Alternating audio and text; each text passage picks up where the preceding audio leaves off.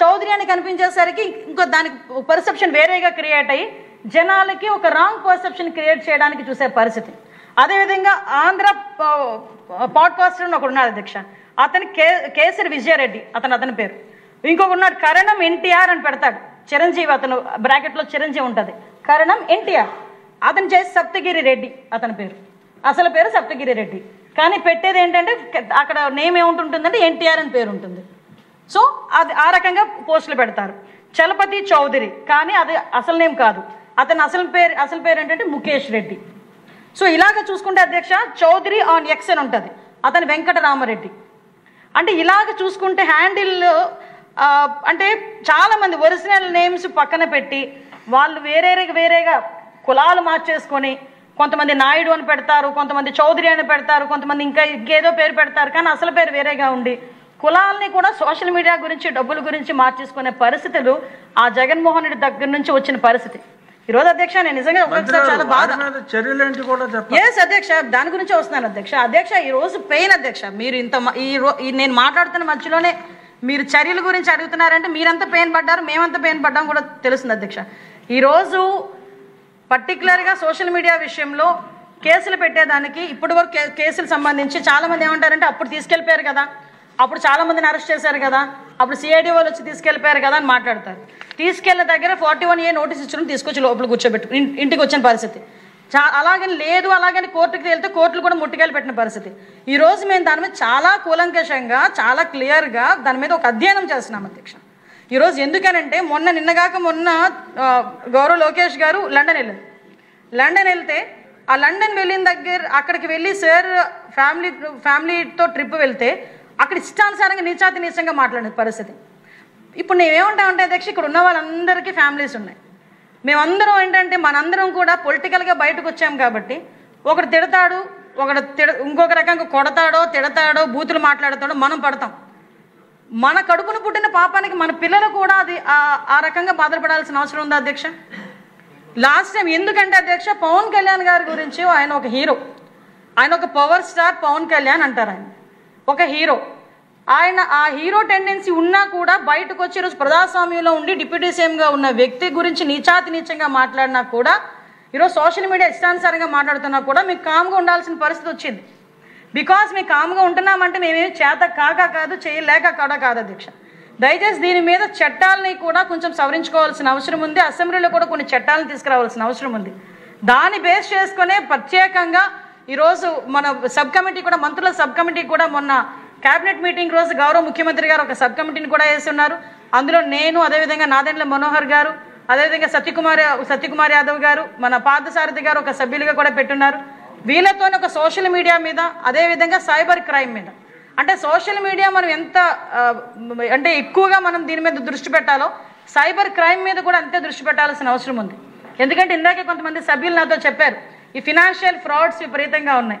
అది ఎంతవరకు కాదు అధ్యక్ష. ఇప్పుడు నేనే ఉన్నాను, నా దగ్గరికి రోజుకు వచ్చిన ఒక 10 గ్రీవెన్సెస్లో 6 గ్రీవెన్స్లు ఫైనాన్షియల్ ఫ్రాడే. మేము పలానా వ్యక్తికి డబ్బులు ఇచ్చామో తిరిగి మాకు ఇవ్వట్లేదు, లేదు అంటే ఒక లోన్ యాప్స్, లేకపోతే వాళ్ళు ఇంతకుముందు మేము చాలా ఎక్కువ డబ్బులు crypto currency, just like that. అలాంటి ఇష్యూస్ అన్నీ కూడా ఈరోజు బయటకు వచ్చి దాని మీద కూడా ఏం చేయాలనే ఉద్దేశంతో గౌరవ ముఖ్యమంత్రి గారి ఆదేశాల మేరకు ఈ ఫినాన్షియల్ ఫ్రాడ్స్, సైబర్ క్రైమ్, అదేవిధంగా ఈ సోషల్ మీడియా వాటి మీద కూడా ఈరోజు ప్రత్యేకంగా ఒక విభాగాన్ని ఏర్పాటు చేసి ఈరోజు ఏదైతే సబ్ కమిటీ ఉందో సబ్ కమిటీ మేము కలిసి కూర్చొని లీగల్ పాయింట్లో కూడా ఆలోచన చేసుకొని దీని మీద ప్రత్యేకమైన ఒక చట్టాన్ని తీసుకురావడానికి ఈరోజు మేము ప్రయత్నం చేస్తున్నాం అధ్యక్ష. దానికి అందరూ కూడా సపోర్ట్ చేయాలని కూడా నేను మనస్ఫూర్తిగా కోరుకుంటున్నాను. ఎందుకంటే ఈరోజు సోషల్ మీడియాలోని వాళ్ళు పెట్టే పోస్టులే కాదు అధ్యక్ష, వాళ్ళు మాట్లాడుతున్న ఎలాగ వాళ్ళు ఫేక్ ప్రచారాలు చేస్తున్నారంటే అధ్యక్ష, ఈ మధ్యకాలంలో ఒకటి పెరిగింది అధ్యక్ష. వీళ్ళ విషయం ఏంటంటే మీకు కూడా చెప్పాలి అధ్యక్ష, అంటే ప్రజలకు అవగాహన కల్పిస్తారని చెప్పి నేను చెప్తాను అధ్యక్ష. రీసెంట్గా వైఎస్ఆర్ కాంగ్రెస్ పార్టీ మొన్న యూరియా గురించి కావాలని రాద్ధాంతం చేసి ఒక పోస్ట్ పెట్టింది అధ్యక్ష. అందులో ఏంటి, యూరియా అమ్మకాల్లో భారీ స్కాము, కృత్రిమ కొరత సృష్టించి బ్లాక్లో అధిక ధరకు యూరియా అని చెప్పి ఒక పోస్ట్ వేసి ఆ రోజు అక్కడ పెట్టింది అధ్యక్ష. దీనికి ప్రత్యేకంగా నేనే తిరిగి ట్వీట్ పెట్టాను, నీ దగ్గర ఆధారాలు ఏమైనా ఉంటే తీసుకురాని మేము చర్యలు తీసుకుంటాం అంటే ఒకడు కూడా సమాధానం చెప్పే పరిస్థితి కనిపించలే. రీసెంట్గా అధ్యక్ష ఇంకొకటి అధ్యక్ష, చలపతి చౌదరి అన్నాడు. చౌదరి కాదు అధ్యక్ష, రెడ్డే, ఈ బాబు కూడా రెడ్డే. కాకపోతే ఎలా పెడతాడంటే మీకు ఇంకొకటి, ఎందుకంటే పర్టికులర్గా మీ ద్వారా ప్రజలకి తెలియజేయాలి, మన సభ్యులు కూడా తెలియజేయాలండి. తెలిసిన వాళ్ళు ఈ మధ్య ఆరోగ్యం బాగాలేక 40 రోజులు హాస్పిటల్లో ఉంటే 2 లక్షల దాకా బిల్స్ అయ్యాయంట. ఆ బిల్స్ తీసుకొని సీఎం రిలీఫ్ ఫండ్ పెట్టిద్దామని లోకల్గా ఉన్న టీడీపీ ఎమ్మెల్యే దగ్గరికి సంతకం కోసం వెళ్తే 1 లక్ష తీసుకొని రా సంతకం పెడతానన్నాడంట. నిజంగా దమ్మున్నవాడు ఆ ఎమ్మెల్యే ఎవడ రాయాలి కదా అధ్యక్ష. నిజంగా దమ్మున్నవాడు ఎవరది సారీ ఈ లాంగ్వేజ్ ఉపయోగించకూడదు. వాళ్ళకి నిజంగా నిజాలు ఉంటే వాళ్ళ దగ్గర ఎవరు ఆ సీఎం రిలీఫ్ ఫండ్ అని మాట్లాడాలి కదా అధ్యక్ష. మొన్నటికి మొన్న గౌరవ లోకేష్ గారు వైఎస్ఆర్సీపీ యాక్టివిస్టు నేను నాకు కష్టాల్లో ఉన్నాను నన్ను ఆదుకోండి అని ఒక ట్విట్టర్లో పోస్ట్ పెడితే దానికి స్పందించి ఆ రోజు అతనికి సాయం చేసిన పరిస్థితి అధ్యక్ష. అటువంటిది మన ఎమ్మెల్యేస్ ఎలా చేస్తున్నారని ఒక రాంగ్ పర్సెప్షన్ క్రియేట్ చేయడానికి పబ్లిక్లోకి ఇలాంటివి తీసుకెళ్లే పరిస్థితి అధ్యక్ష. ఆ నెరేషన్ కూడా చూడండి అధ్యక్ష. ఇంకోటి ఒక అద్భుతమైన నెరేషన్. మళ్ళీ ఇతనే ఆర్పీ అని ఒక అతను అంటే ఒక మా మంత్రి గారు కూడా ఉన్నారు, విద్యుత్ శాఖ మంత్రి గారు కూడా ఉన్నారు. మా మంత్రి గారే వినాలి. మంత్రి గారు మీ గురించే రాశారు. హోమ్ మినిస్టర్ గారు ఇక్కడ ఒక చిన్న విషయం నా స్వానుభవం కూడా ఈ సందర్భంగా చెప్పాలి. ఎందుకంటే ఇది ఒక ఆర్గనైజ్డ్గా వీళ్ళు చేస్తూ ఉంటారు. నాకు ఒకనొక సమయంలో అయితే ఒక టైం రోజుకు అటు పీరియడ్ మారుతూ ఉంటుంది. వేరియస్ నెంబర్స్ నుంచి కాల్స్ వచ్చి రికార్డెడ్గా అసలు తెలుగులో ఉన్న బూతులన్నీ ఇంకా కుటుంబాలు చాలా generations, future generations, past generations నుంచి అలా అంటే తెలుగులో మాట్లాడటానికి వీళ్ళేనన్ని బూతులు వరుసగా ఒక ఆర్గనైజ్డ్గా ఒక మెసేజ్ నొక్కేస్తే ఇంకోటి అలాగే ఒక 1 hour పాటు వస్తుందండి. వేరే వాళ్ళకి ఒక ఆర్గనైజ్డ్ ఇటువంటి క్రిమినల్ గ్యాంగ్ ఉంది. You will have to chase it. ఎలా చేయాలి అనేది మీరు చూడాలి సార్. నేను ఇంకోటి అదే సార్ నేను చెప్తాను సార్. సార్ ఇంకోటి సార్ ఒకసారి అంటే సార్ చెప్పింది కరెక్టే. దాని మీద కూడా ఒకసారి టెక్నాలజీని బేస్ చేసుకొని ఆ లింకులు బట్టి తీయబట్టే ఈ పోస్ట్ ఏంటి వాడు వెనకాతున్న ఆరిజిన్ ఏంటి అన్నది ఈరోజు మన పోలీసులు కూడా గ్రహించుకునే పరిస్థితి ఉంది. ఆర్పీ అని ఇంకొక అతను ఉన్నాడు అధ్యక్ష. ఒకసారి మీరు అన్నట్టుగా ఆర్గనైజింగ్ క్రైమ్ సీరియస్గా మేమందరం బాధితులమే. ఒక్కొక్క రోజు ఇక్కడ అసెంబ్లీలో జరిగిన ప్రొసీడింగ్స్ను కూడా రాంగ్ ట్రాక్ పట్టించేసి దుర్మార్గంగా తిట్టి బూతులు తిట్టడం, వయసును కూడా లెక్క లేకుండా వస్తుంది. దీనికి వైఎస్ఆర్ పార్టీ అధినాయకత్వం ఆశీర్వచనాలు ఉన్నాయి.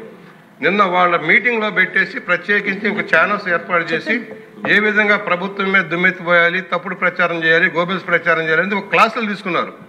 ఇవన్నీ కూడా ఒక ఆర్గనైజ్డ్ క్రైమ్ మీద యాక్షన్ తీసుకోకపోతే ఇది జరగదు.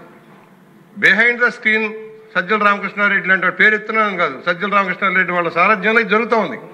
ఒక 300-400 మంది హైయర్ గూండాస్ని పెట్టినట్టు పెట్టి మన మీద దాడులు చేస్తూ ఉన్నారు. దాని మీద యాక్షన్ తీసుకోవాల్సిన అవసరం ఉంది సీరియస్గా. అలాగే సార్.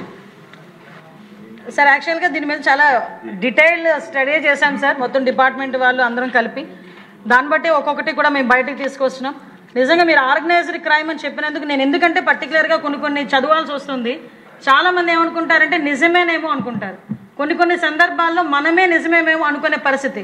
రీసెంట్గా డీప్ ఫేక్ని బేస్ చేసుకొని గౌరవ ముఖ్యమంత్రి గారు రైతులను ఏదో తిట్టారన్నట్టుగా ఒక వీడియో రిలీజ్ చేశారు. యాక్చువల్గా వీడియోని రిలీజ్ చేసి చాలామంది మీకు పంపించుంటారు, నాకు పంపించినట్టే. సార్ నిజంగా మాట దొరలేరా, సార్ నిజంగా అన్నారా అంటే మనకే ఒక డౌట్ క్రియేట్ చేసేటట్టుగా వాళ్ళు రెడీ చేస్తున్నారు. కానీ తర్వాత మనం వెంటనే అలర్ట్ అయ్యి సార్ అసలు ఏం మాట్లాడారు, వీళ్ళు ఎలా క్రియేట్ చేశారనేది చూపించుకొని వాళ్ళ మీద కేసులు పెట్టుకునే పరిస్థితి వచ్చింది. వాటితో పాటు కొంతమంది ఏం చేస్తుంటారంటే ఇందాక సార్ చెప్పినట్టుగా, బుజ్జి చౌదరి గారు చెప్పినట్టుగా వాళ్ళు బయటికి కనిపించరు, ఒక ఆర్గనైజ్డ్ క్రైమ్ చేస్తారు. వాళ్ళు ఏంటంటే బిహైండ్ ద స్క్రీన్ ఉంటారు. ఫ్రెండ్ ఆఫ్ కొంతమంది ఒక గ్రూప్ ఆఫ్ పీపుల్ ఒక 100 హ్యాండిల్స్ నుంచి ఒకటే మెయింటైన్ చేస్తారు. వాడు ఎలా మాట్లాడతాడంటే ఇంకో గంటలో బేబీ డెలివరీ ఉంది, ఆపరేషన్ థియేటర్లో కరెంట్ లేదు, ఉదయం అనగా కరెంట్ పోయింది బెజవాడలో, ఇంకా రాలేదు, 9 నెలలు వెయిట్, బేబీకి ఏమైనా అయితే ఇక నేను చచ్చిపోవాల్సిందే, ప్లీజ్ సార్ కరెంట్ వచ్చేలా చూడండి. ఇది ఒకటి పెడతాడు, ఒక పోస్టింగ్ పెడతాడు. ఇంకొకడు అంటాడు ఇంకో 30 నిమిషాల్లో ఇంటర్వ్యూ ఉంది, అది చలపతి చౌదరి. ఇందాక చదివాను కదా ఒక రెడ్డి, ఆ రెడ్డి పెట్టిన పోస్ట్ అనమాట. ఇంకో 30 నిమిషాల్లో ఇంటర్వ్యూ ఉంది, ఉదయం అనగా కరెంటు పోయింది గుంటూరులో, ఇంకా రాలేదు, 8 నెలలు వెయిట్ చేస్తే ఒక ఇంటర్వ్యూ షెడ్యూల్ అయింది, ఈ జాబ్ కూడా రాకపోతే మా కుటుంబం రోడ్డున పడుద్ది, ప్లీజ్ నారా లోకేష్ గారు సార్ కరెంట్ వచ్చేలా చూడండి. ఈ మంచి ప్రభుత్వంలో మాలాంటి యువత పరిస్థితి అంతేనా? మీరు ఇస్తానన్న 20 లక్షల ఉద్యోగాలు ఇవ్వకపోగా కరెంటు కొలతలు ఏంటి సార్? అంటే నేను ఎందుకు చెప్తున్నానంటే నిజంగా ఈ నెరేషన్ చూసి ఒక నిమిషం ఆగి మనం చదువుతాం.